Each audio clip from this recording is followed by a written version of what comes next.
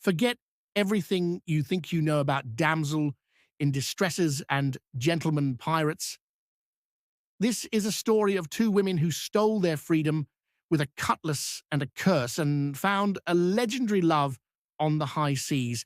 Our scene is the Caribbean, circa 1719, a time of lawlessness, rum, and rebellion. Into this chaotic world steps Anne Bonny, fiery-haired, sharp-tongued, and born into Southern society. She shattered every expectation by running off with a pirate captain, leaving her life of privilege for one of adventure.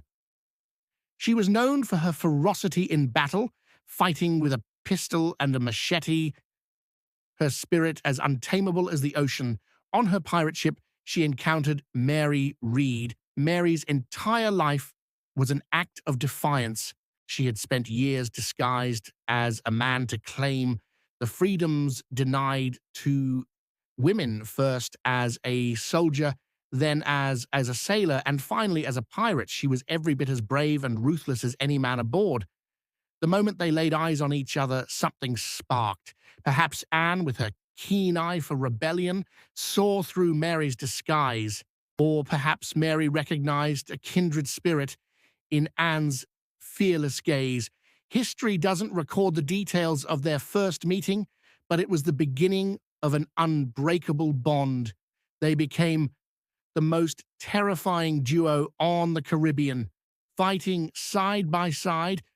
They were a whirlwind of skill and fury, earning the respect and fear of their crew.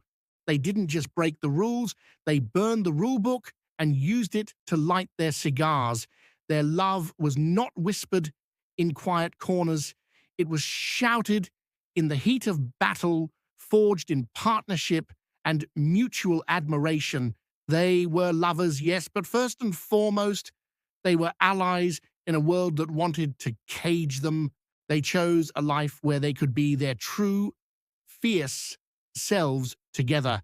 Their legend reached its peak during their final battle, as their ship was overwhelmed by a British naval vessel. Most of the male crew hid below deck, paralyzed with fear. Not Anne and Mary. They were the only two who stayed above, fighting back-to-back against the entire boarding party, screaming curses at their cowardly crewmates. They fought like demons, refusing to surrender until they were physically overpowered.